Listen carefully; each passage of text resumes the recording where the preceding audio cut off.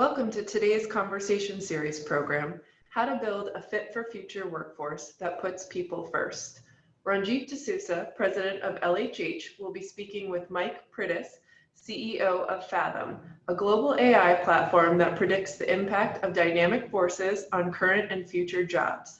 Today, Ranjit and Mike are talking about how dynamic forces are impacting businesses and driving a big skill shift that's putting pressure on companies to quickly build a workforce that's fit for future. We will be taking questions about halfway through the program. Please use the Q&A function to enter your questions anytime during the session, and we'll respond to as many questions as possible. Let's get started. Over to you, Ranjit. Thank you, and hi everyone. Thanks for joining us for today's session with Mike Priddis, CEO of Faethm. For those of you who are new to LHH, we help companies see the possibilities in their people. Through assessments, coaching, reskilling, upskilling, and career transitioning, companies can realize the untapped potential within their workforce, resulting in increased productivity, morale, and brand affinity. A little about Mike.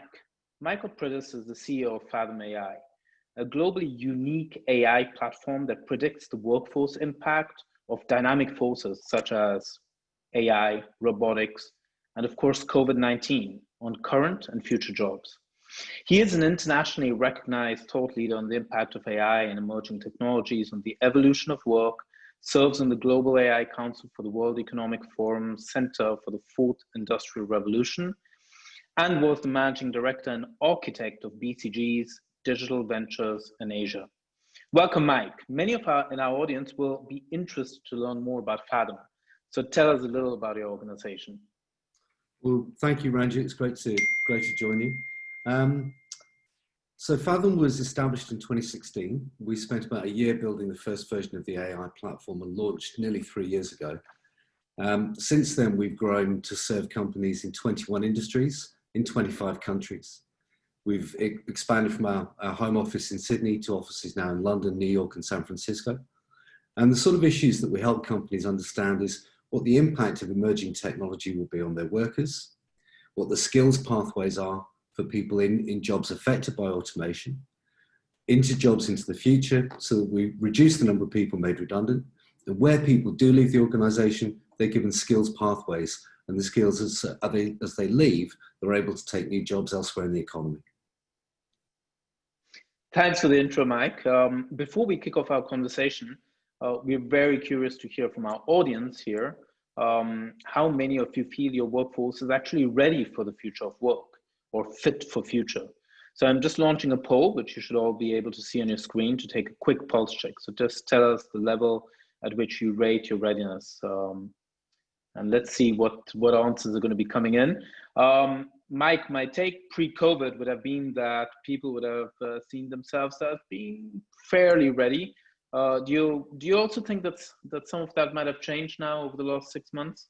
Yeah, I don't think anybody anywhere in the world would say right now that their organization is 100% ready for what the future's bringing. None of us really on this call have ever experienced anything like the events that we've seen in the last 6 or 7 months. Probably most people on this call would be saying in January that their organization would be appreciative of the issues of technological change. They're probably starting to think about how companies are reskilling, how they're investing in technology, what the shape of that future workforce is. COVID-19 came along and I think threw all of those calculations out of the window.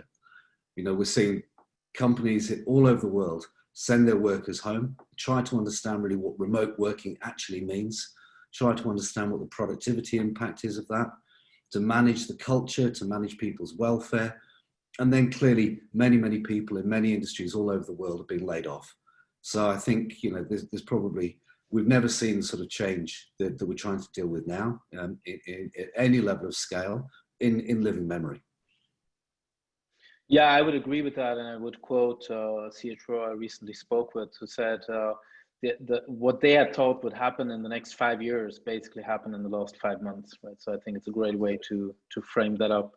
So let's look at the results. We have 4% who strongly disagree. So they do not believe that their workforce is ready for the future of work. Disagree, 28%, kind of in the middle, 36%, neither agree or disagree. 28% think, they agree that their workforce is ready, and strongly agree 4%. So it's really evenly distributed. Quite fascinating, actually. 4% at each of the ends, and then 28 each, 36 in the middle. So, kind of somewhere in between. And to a certain extent, I think, a bit of what I would have expected in that shift of people being a little more skeptical that their workforce is ready. And I guess that's a great segue to kind of the heart of the topic that we're going to be speaking of, Mike. So, we see these dynamic forces such as AI, robotics, COVID-19, and some of the biggest changes in how we work. I would say maybe the biggest changes in the last 150 years, significantly impacting business, society.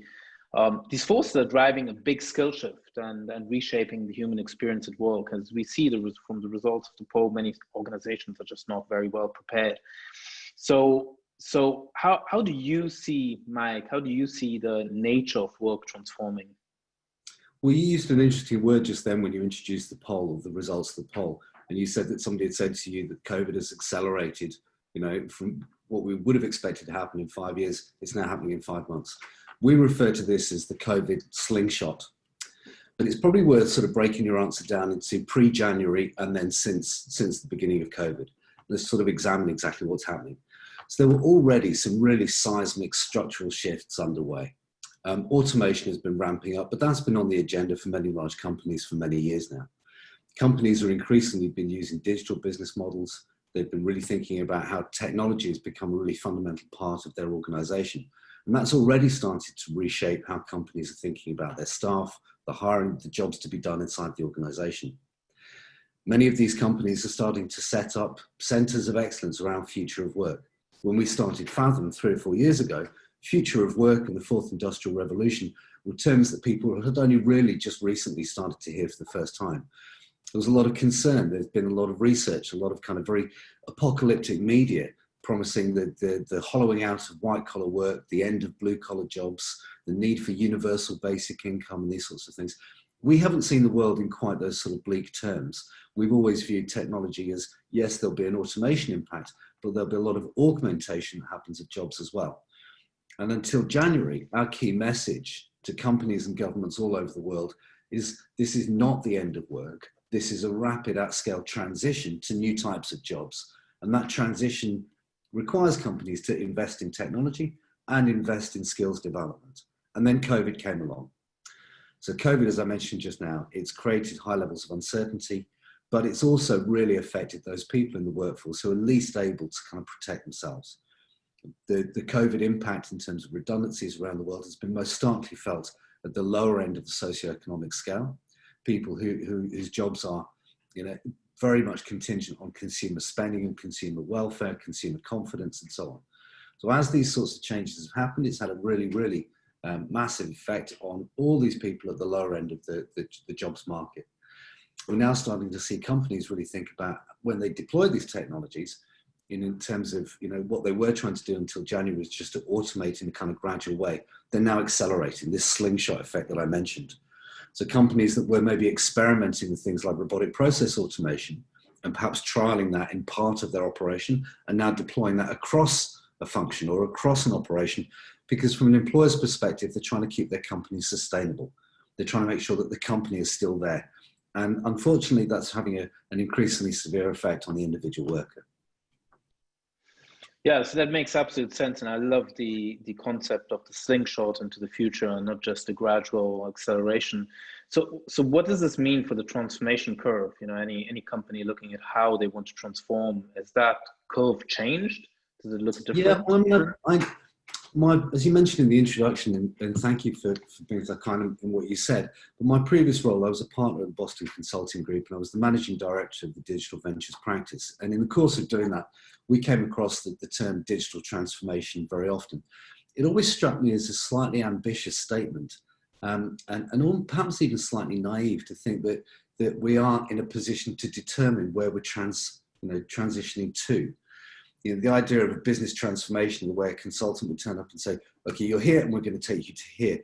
I don't see any evidence that we're anywhere near maturity when it comes to technology and to digital, I think probably in all likelihood, there are much, much more, larger changes ahead of us than anything we've experienced in the last 15 years. And so this kind of the message of where are we at the kind of the transformation scale, I think we've really just begun. And I think most organizations, rather than sort of trying to think about where are we going to, should really be building capabilities to continuously experience these sorts of changes. Where change and the ability to change, the ability to have a dynamic workforce with skills that lets them, adjust as the context changes, is probably the single biggest kind of muscle that organizations need to build. So capability for an ongoing journey makes a lot of sense. Now all of this obviously holds very true for your classic large Fortune 1000 corporation, but and especially in the Western world, right? But what about developing countries? What is the impact going to be there? Well, we've done actually a lot of work in developing countries. Our biggest client over the last 3 years has been the Australian federal government's Department for Foreign Affairs.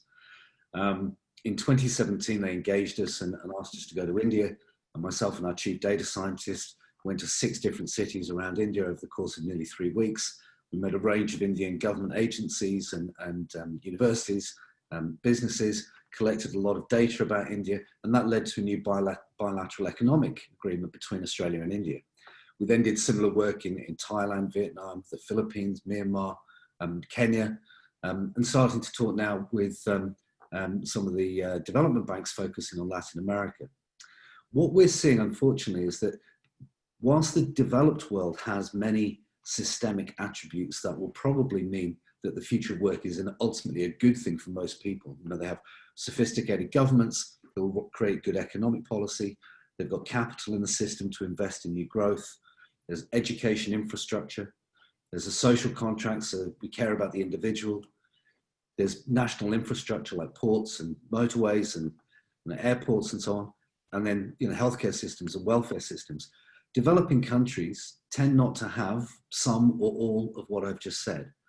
And compounding the problem is that many companies in the West are now onshoring work that they've spent the last 30 or 40 years offshoring. So if you're an accountant in a bank in a developed country, automation is coming and there may be an impact on your job, but there's probably another job for you to move to because you've got skills and you're in an economy that's overall growing. If you're an accountant in a business process outsourcing company in Bangalore, if you're answering the phone in the call center in Manila, it's very difficult to think about what the next jobs will be. And the scale of this across developing countries is really significant. I was one of the speakers at a major aid conference in Hanoi last year. And there were organizations like the Gates Foundation, the Rockefeller Foundation, the World Bank, the United Nations, all of whom were customers of the work that we were doing at the time. There's a high level of concern about the fact that we'll probably be creating a very much a 2-speed kind of outcome, where whilst developed countries are obviously clearly experiencing recession in most cases at the moment, they'll go into recession, but they'll come out. There'll be investment to come out. It's not easy right now to see how developing countries are going to exit. It's not easy to see what the immediate next prospects are. The single biggest message I could give to anybody who has a stake in any of these developing countries at the moment is that skills development and education is probably the single best thing that people can be doing at scale or at the individual level in order to kind of arrest that decline and to make sure that people have the wherewithal to be part of some sort of future economy. So great call to action, Mike, absolutely agree. And obviously you don't want to be giving up on the gains that many of the developing countries have made in the last 20 or 30 years. Let's just shift gears and talk about capabilities, right? So you mentioned the capability to deal with change and with this transformation on an ongoing basis. So when you think of that, right, companies are under pressure to quickly identify and nurture those 21st century type of capabilities and the new roles. So which roles are the most vulnerable? And maybe from a different perspective also, if I'm thinking of my kids, which roles are the most promising? Which jobs are the most promising for the future? Ranjit, it's a great question. We get it all the time. People in conferences, they say, what should I tell my children to study? But to take each of your questions in turn, the jobs really at most risk of automation are those jobs that have high levels of routine, generally in information-based roles, but it's the passing of information through a process. And that leads to sort of software-based automation. And then people that are in highly manual routine jobs that tend to be automated by robotics. Classically, these jobs are kind of information processing jobs. Let's say an underwriter in an insurance company, somebody answering the phone in a call center, somebody working in a warehouse, somebody working behind a checkout in a supermarket. Routine manual or routine informational roles. Mostly, I think, most of the automation programs that I see focus initially at the moment inside the organization on business processes. Nobody really wants to be automating the customer experience just yet, because clearly if you get that wrong, you're going to shed customers. That's not something anybody wants to be doing. So generally speaking, most automation programs are really focusing within the organization, but it probably won't be a long period of time until we start automating the external experience as well. So what does this mean, therefore, for skills and jobs in the future? There's a phrase I use to try and describe this and to try and be a bit kind of vivid in the description. Computers are good at the jobs we find hard and bad at the jobs we find easy. What I mean by that is that we're not built as human beings as processors. We're not built to calculate. We're not built to lift and carry heavy objects. We're not built to fetch things and move things from A to B, or work in mundane circumstances, or do dangerous things. We've always throughout history used tools to do these jobs, or to help us do these jobs. And it just happens that right now, these tools are getting better at these jobs than we are. And that's what's leading to automation. But it's very difficult for a computer of any sort to do the things that are fundamentally human: care, compassion, ingenuity, being entrepreneurial, being able to motivate others or empower others, being able to deal with risk or ambiguity, being able to make things and create things and iterate and collaborate, and all these kind of things that are fundamentally human things.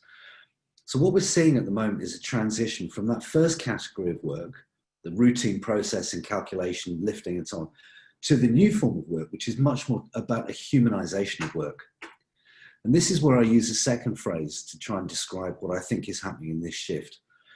Whilst Faethm is a member of the World Economic Forum's Centre for the Fourth Industrial Revolution, I think Fourth Industrial Revolution is a terrible term for this period.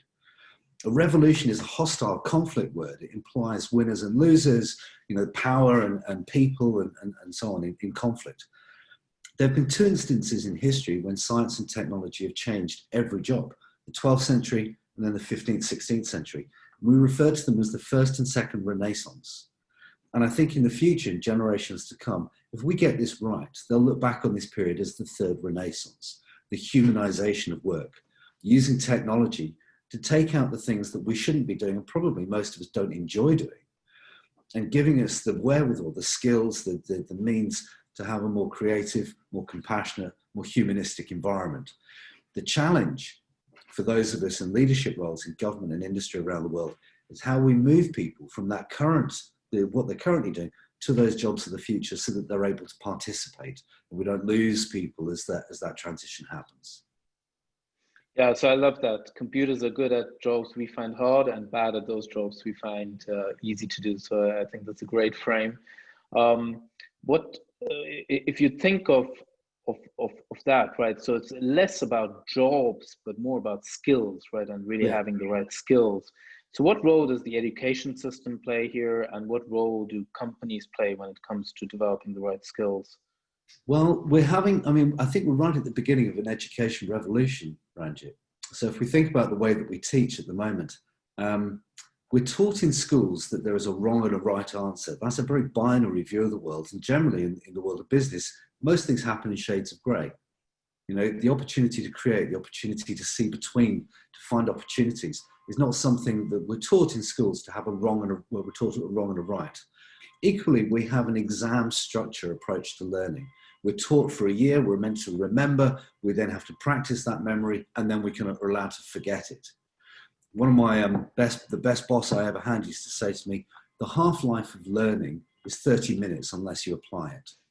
And what this implies is that we need to have action-based learning. It needs to be taking place in context. We need to give people not just the information, but an opportunity to practice that skill.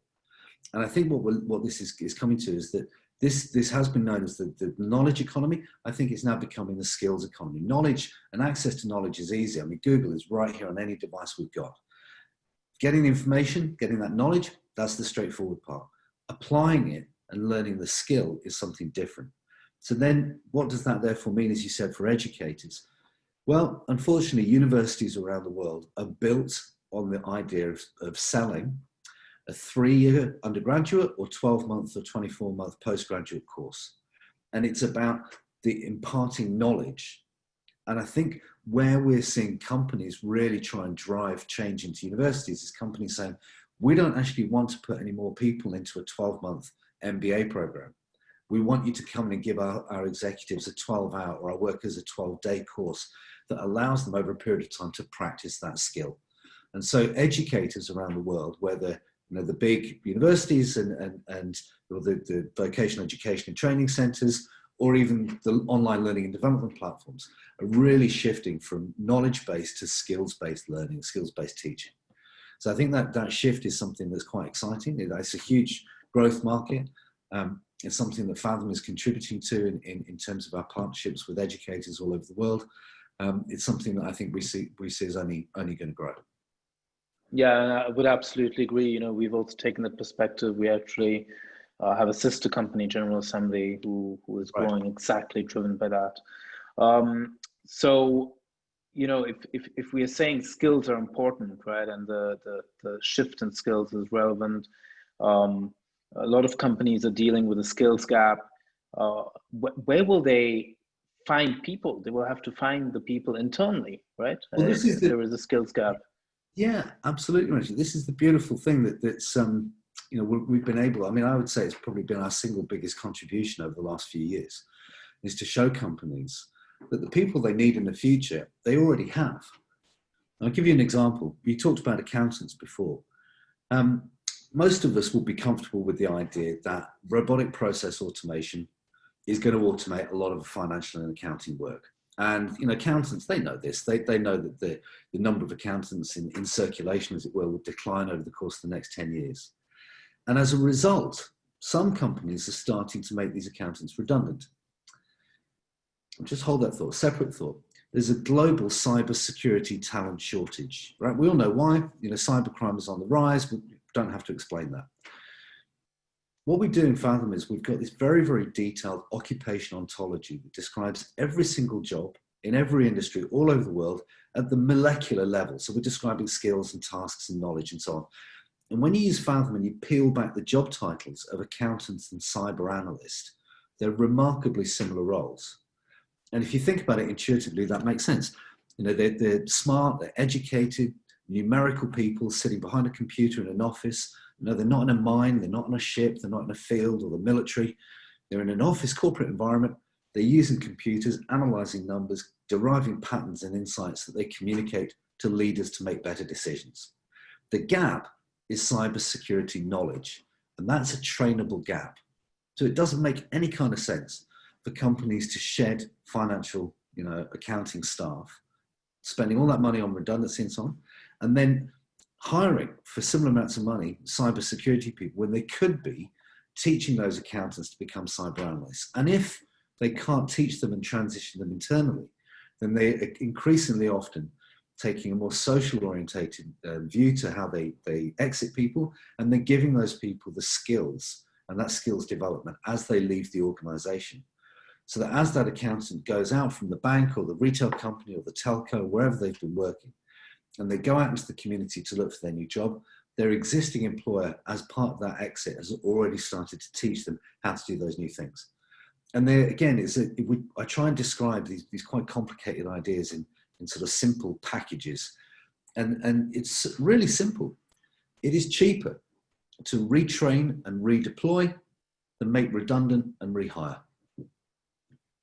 So basically that's the essence of the business case around a renewable workforce and not a replaceable workforce, right? Okay. So, and I would wholeheartedly agree at an individual company level that makes sense. Well, what's your point of view of why that also makes sense for us as a broader society? Well, I think it's there's probably two different lenses to look at this through. One is a humanistic lens, and one is a pure dollars and cents commercial lens. In my experience, we're all individually driven by the humanistic one. You know, we want to do right by other people, but we all know that it's the dollars and cents lens that make the decisions at the executive table. And, you know, from that perspective, if everybody just sheds the staff they don't need with no thought as to what they might do next, then that just becomes a circle that we're all on. You know, our staff are our customers. And if we're not investing in our staff or our customers' well-being and their ability to continue working, ultimately that comes back and affects the revenue that we make. As every company sheds people without thought, that lowers the overall capacity or the drive, the growth, confidence in that economy, and ultimately it comes back to bite us. If we all invest, if we all are able, even if we're not retaining people, even if they're leaving the organization, but we do that in that compassionate way, for that humanistic lens, but really in that commercially practical way, we're going to give you the skills to be successful in the economy because we are part of that economy. Makes absolute sense, increasing employability to get onto the virtual cycle. Thank you, Mike. We have a lot of questions coming in, and let me take the first question, which is a really relevant one right now, and that is post-COVID. Where do you see the future role of the physical office, and how does that relate to, you know, the continued or importance of face-to-face communication? Right. Well, that question is a bit of a gift. I mean, this is something we're working on in a number of different countries right now. So, I mean, let's explain the context, then maybe get into what we think is likely to happen next.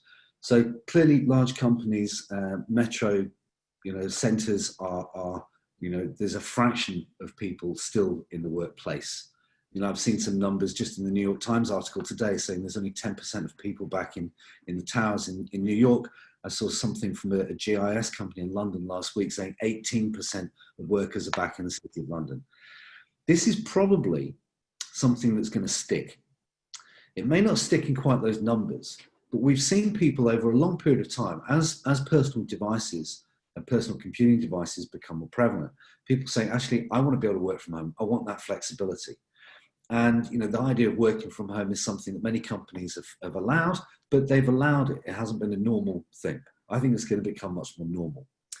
The second thing I think then is that companies that have long periods of real estate commitments will either seek to break those leases or redesign those workplaces. So Pinterest, a couple of weeks ago in San Francisco, paid $89.5 million US to exit their lease agreement of the new building that they were having done in downtown San Francisco. We've seen people like Centrica in the UK shed a third of their workplaces. Lloyds Bank have done the same thing with their non-branch locations. And we're seeing that happen everywhere. So that will really change the way that companies think about their real estate footprint, their real estate portfolio. It will allow them to reduce some costs. Where they don't want to exit a lease, they'll probably take this opportunity to redesign the workplace around much more collaborative work processes. So you may not have your desk and you may not be going to work 5 days a week, but you are likely to continue to go back in, you know, perhaps a couple of days a week, but probably to a different kind of workplace environment that's much more built around fostering this kind of agile working environments, much more collaborative workspaces. That will also change the economy of city centres. It will change transport and infrastructure needs. We've got a client that we've just started talking to recently, which is a company that manages data centres. And these companies, you know, these data centres, have built these big fat pipes straight into the city centre, to CBDs, and thin pipes into the suburbs. And that's got to change around, right? Because all the people using data, they're all at home. And we're all crying out because our Zoom keeps falling out, as we discovered at the beginning of our little session this evening, Ranjit. So, you know, when it comes to infrastructure, telcos, data centers, offices, transport, travel, parking hubs, and so on, all these things are going to be changing. So I think COVID, when we talk about this slingshot effect, is not just a slingshot with automation. It's a slingshot of some of the trends that have already been, you know, quite well begun and quite well understood, but are now becoming stickier. last thing is that we've got a real estate client here in Australia that is not only an asset manager, an asset developer, but an asset manager, and it has a whole number of very, very large institutional investors, so billions of dollars being invested into its property portfolio. Well, the return on investment on that portfolio is completely being reshaped, and that changes what they are doing to try and increase the stickiness of their tenants. So now they're talking about saying, well, nobody wants to go to the gym under the building anymore, but they do want a childcare centre. You know, people may not want to come into the office, but if they do, they want to have a degree of safety and trust. And it's these sorts of ideas that you know, we've never really had to consider in workplace design before. So I think hopefully out of this you know, chaotic period, there'll be new opportunities. But I think we're probably going to see a lot of the things that have bubbled away quite quietly in the background become quite a, you know, a very obvious part of the workplace environment. Yeah, and definitely challenging times for commercial real estate, to say the least. So thank you for that answer, Mike. Another question coming in here. You know, we talked about the building up of capability and skills, and obviously really focus on large companies. And here a good question, right? Large companies have the capacity to do this. But what do you recommend that smaller, more cost-constrained companies do? How should they approach this? So in many cases, government's stepping in there to help SMBs, or, you know, small to medium-sized businesses. Unfortunately, I think small companies tend not to be quite as aware that these changes are happening, or they don't have access to the same level of kind of information resources. I think, you know, I'm aware of many of the, you know, some professional services firms, so some of the big accounting and consulting firms, and one or two of the big law firms are really starting to try and publish information for SMEs to try and bring them into the conversation, to give them access to this sort of information. But one of the challenges, the perennial challenges of SMEs is that there's no economy of scale. It's very difficult to organize, very difficult to kind of gather information across them. And I think that really this is a role for government and for those organizations that have the means and the values to invest in communicating to the SME market, and to be able to almost take an aggregation view and to try and perhaps price services or provide services that are kind of fit for that SME client who clearly can't afford some of the services or products that are framed more around large enterprises. It's not something that I have a huge amount of insight on. I mean, I'm not seeing much action in that space. I'd like to see a lot more. Yeah, I mean, you know, hopefully this is something that individual governments can really pick up and do a lot more on. Yeah, and I do have to say that I've seen some initiatives also on the side of mid-sized companies, for example, in the accounting field, who have teamed up, right? Because they know that only in combination they will actually have the economies of scale. So I think definitely, you know, some governments on board, but probably also some teaming up on the side of enterprise will be required. If I can shift gears for a moment and actually go back to the business case, because there were several questions around that. Yeah. Starting with really a simple question of just what's the equation on the business case? Yes, you retrain and you redeploy, so that obviously costs money as a company. What are you saving on? So just that as a very, very first question there. Great question. So if we go back to our accountants and cyber analyst example, so today's job, tomorrow's job, and we're looking at a transition of somebody in between. Clearly, the amounts of money will differ depending on the countries that we're talking about or the organizations. But generally speaking, thinking about a third of somebody's salary is a rough order of magnitude cost to make that person redundant, to give them a redundancy payment, and to manage the change management process. That tends to be about a third of salary. Ranjit, you'll have a lot more data on it than me, but as a rule of thumb, that tends to be what we hear. What we also hear is that recruiters charge about 15 to 20, sometimes 22, 23% to hire people. So let's call it 20% for round numbers. So we've got about 33% of a salary, and let's say that somebody is earning $50,000 US. So we're going to have to spend $16,000, $17,000, $18,000 to exit that person, And then if we're hiring somebody on the same salary, we're going to be spending anything around 10 to 15,000 to bring the next person in. All up, about $30,000. To get that accountant on a cyber skills training course is going to be much less than $30,000. And so firstly, there's it's a financial benefit. But secondly, we're retaining somebody who has organizational knowledge, who is a cyber, is ready for cyber because they've passed the security check. We know they can get to work. We know they're a cultural fit. We know they know, people, the context of the organization. We don't have to induct them. And this kind of speed to performance piece means that they're not just somebody who can learn the skills, but somebody who's likely to be a lot more effective sooner. And let me just break that down. That's more effective sooner, right? It's not just that they're going to be effective as the next person that we bring in. It'll happen sooner. And that gap, again, it depends on how you value the work that they're doing in that cyber role. But generally speaking, that we're talking about saving. Every time you do this, the sort of money that you're saving equates to almost the full cost of somebody in that role. Yeah, absolutely. And I think that already answers one of the other questions that was around speed. Isn't this a lot slower than just, quote unquote, laying off somebody and hiring somebody anew? Well, right? And I would completely agree. The productivity lag, has to be factored in there. It does, but also the availability of people for those new jobs. Right, we're all trying to find cyber analysts. We're all trying to find data analysts and data scientists. Good luck with finding a data scientist right now in the open market. Absolutely agree. So a couple of other questions here, and this is a really interesting one. I mean, you as a company, Faethm, you've got a lot of AI, machine learning inbuilt into your product, right?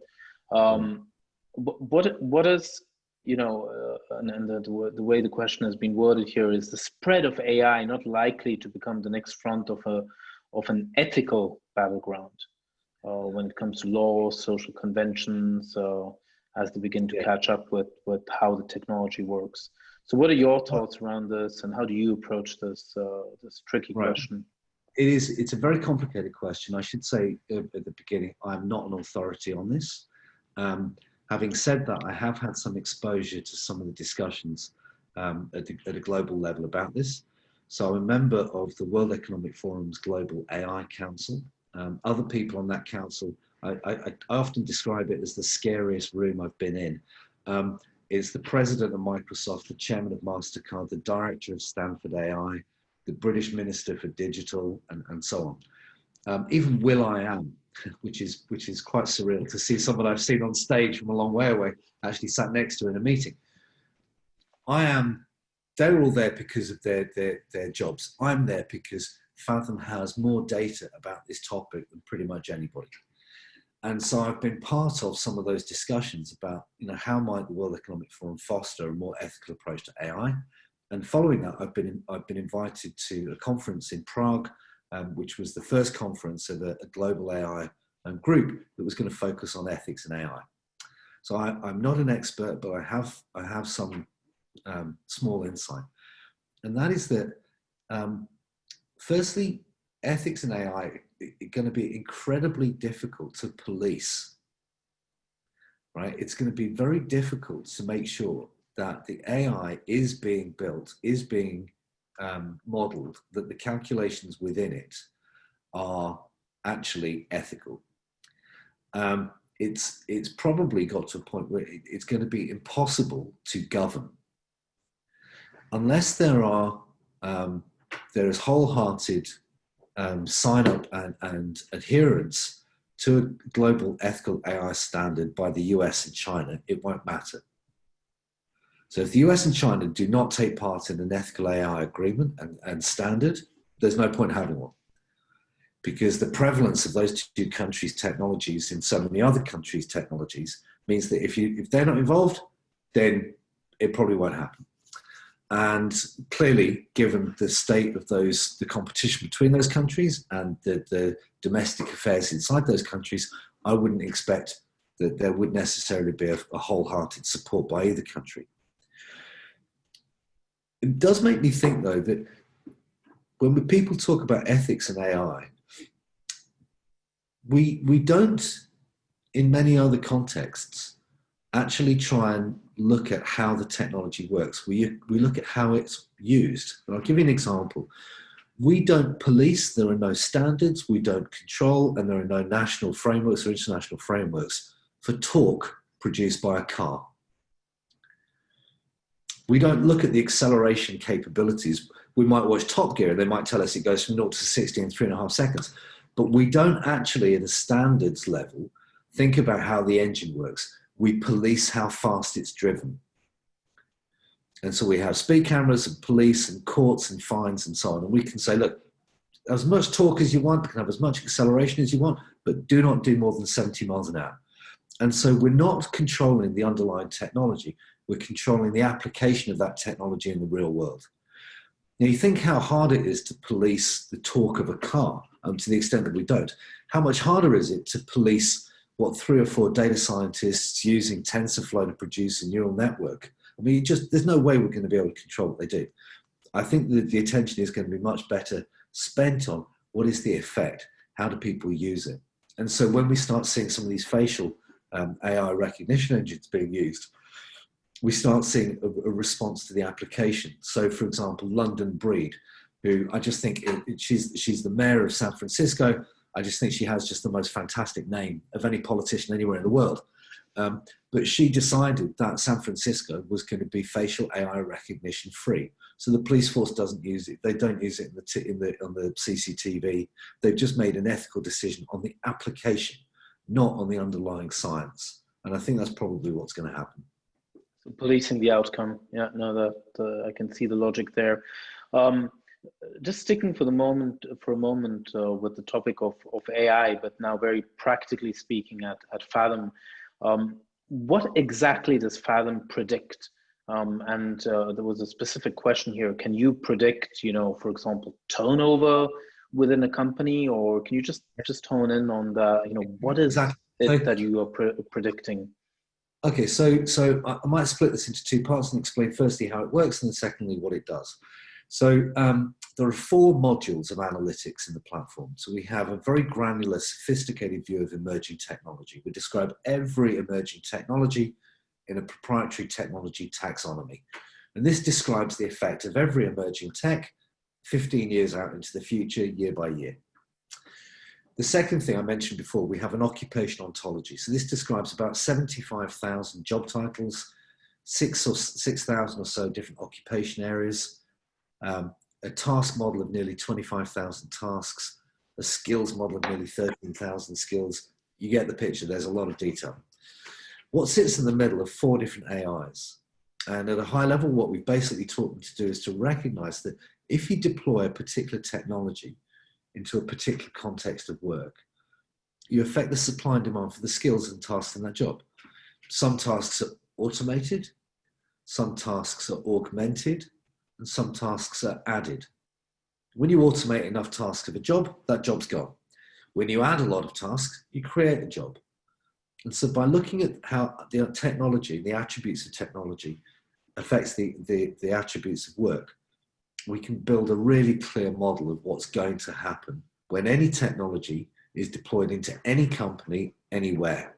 And so that then, to now come to the second part of the answer, that then helps companies to say, who do we need in the future? What skills do they need and how do we train them? Who do we need to hire? Who do we need to let go? When we let these people go, how can we train them into other jobs in the community? Which technologies are going to be most effective for us? Which should we prioritize? What should our technology roadmap look like? How much should we spend on technology? Which technologies are really going to move the needle for our organization? They can look across an industry. So we have one license that we deliver, we call a market data license. We can describe using census data what the effect of a technological change might be across a whole population of people. So in April, MIT Technology Review did a 9-page article about Faethm's analysis of the effect of COVID and automation across the whole US population. So companies are able, yes, absolutely, to say what would be the effect on turnover, but then we collect 6 data points from every client's job. So every company that uses Faethm gives us 6 data points. There's no personally identifiable information. It's just job title, salary, location, gender, business unit, age. And what that means is that we can show the gender profile, the gender impact. And Ranjit, we might come back to that in a second. There's quite an interesting point around gender. We can show the impact on age. We can show the impact by geography and location, by industry or business unit. And we can therefore show not only what turnover might be, but specifically which jobs, at which points, at which locations, who's in those jobs and so on. So there's a very, very high level of insight that we're able to provide from a very small amount of data. Yeah, and that is one of the things, and this was also one of the questions which came up, how does LHH then work with that, right? This is one of the great things which it gives us in combination, right? The ability to then understand how and where do we set the priorities for reskilling and for redeploying, and potentially for helping people to transition out of the organization, right? And that's where we come in then in terms of the reskilling, upskilling, and redeployment capability. You mentioned gender, Mike, Yeah. and I'm guessing that there's a lot to do with the impact of these technological trends. Just looking at it from a gender lens. So can you just mention more around that? Yeah. So unfortunately, there are gender skews in different industries. So globally, financial services, professional services, and retail skews female automation. The reason for that is that there are more women in administrative work. We're doing administrative work, secretarial work, support work, service work, call center work, sales work, and retail work than men. There are more, and it's those jobs that are typically more easily automated. There are more women in job sharing roles. And the job sharing role, the perfect job sharing role, is an easily describable job where 2 people can do it without anyone else sort of really seeing a difference. You think about the mum returning to work, the type of work that person might be doing. They tend to be kind of more the routine processing type jobs. Mining, logistics, freight, distribution, manufacturing skews male automation. And again, that's pretty obvious why. There are more guys working in warehouses, more guys working in mine sites and so on. But when you overlay geography on top of that, what you find is that most of the first group, for professional services, accounting, law and so on, financial services, retail, they're metro jobs. The mining, manufacturing, freight, logistics tend to be out-of-town regional jobs. So then when we overlay age, what we find is that quite often the younger people have left the regional towns, they've gone to the cities looking for work. The people that are left, the older workers, every regional town has a convenience store, has a supermarket, might have a McDonald's, might have a cheap hotel. It's the work in these kind of very routine jobs that get automated, but the people who are affected are some of the least able in the whole of our society to get themselves re-skilled up for the next job. And so then we start seeing these very stark geographic patterns when we apply age and gender to the types of industry effects that we're starting to see. And those patterns, and as I say it, I mean, every time I say this to people, it's so intuitive. People go, oh, that makes a lot of sense. But we've got the data now. We can pinpoint it job by job, person by person, company by company, all over the world. And this is true pretty much everywhere. If you look in Bangladesh, for example, nearly 80%, or just over, I think, 80% of Bangladeshi export GDP is ready-made garments, it's clothing. But it's the women working in those garment factories, very often who are working in Dhaka and who are sending their money back to their communities where their husbands are working on the farms.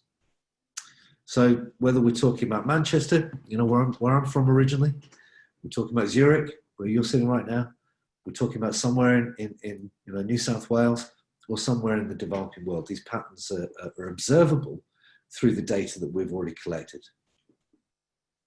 So again, a call to action to leaders, both at a corporate level and obviously also in politics, right? To look at this at an aggregate level and understand the huge social impact of many of these trends.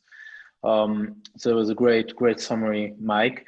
A couple of final questions, and this is one which is going to test your sales skills, or I don't know, maybe it's from somebody who would like to be able to pitch Faethm. And that is, if you were sat in a room with the leadership team holding the purchasing power, how would you pitch why that company needs to bring in Faethm into the business right now? So your elevator pitch, so to speak. It's really straightforward. We cost about 5% of what it would have cost you for me to do the same job for you when I was a partner at BCG. When I was a partner at BCG, I'd given you a spreadsheet and a PowerPoint pack. And right now, I'm going to give you a software as a service platform you can keep using all year. Secondly, that 5% equates to about 150,000 US. You make 3 people redundant who you could have trained into another job, and you'll be spending the same sort of money. That basically would be all I'd say. Perfect. Then I'd drop the mic and leave the room. No, perfect. Thank you, Mike. And a fun question, as we are nearing the top of the hour, a fun question for you, and that is, and it is an intriguing one, right? Where did the name Faethm come from? Can you just give a bit of background? No one asked me this question. I'm so happy that you did. So I mentioned that I'm from Manchester, but my family, my father's side of the family are all crazy Celts from Cornwall and Devon, which is the southwest corner of Britain. And fathom is a Celtic word. So today we say fathom, Fathom. It means it's a measure of depth. So 6 feet is a fathom. It's also a process for learning. So we fathom something. But the Celts didn't know what 6 feet was. So like furlong in horse racing, it's a Celtic measurement. So for a Celt, a fathom is the span of outstretched arms. 6 feet. And they use the same gesture in symbolism to be a welcoming gesture for the future. So the whole point of Faethm is we're trying to learn, we're trying to measure the depth, but we're embracing it. We're optimistic about the future. We're trying to create opportunities for the future. We're not resisting it. We're not worried about it.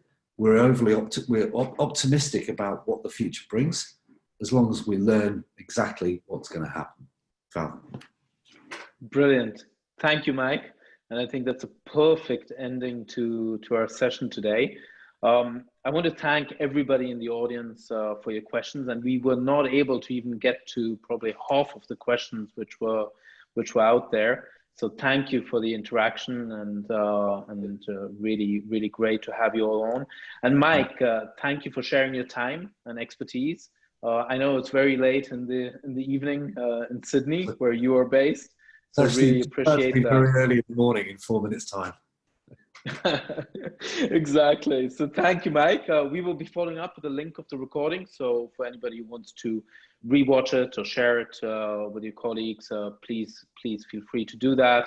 And please contact us if you'd like to talk about strategies that will help your company build a workforce which is fit for future.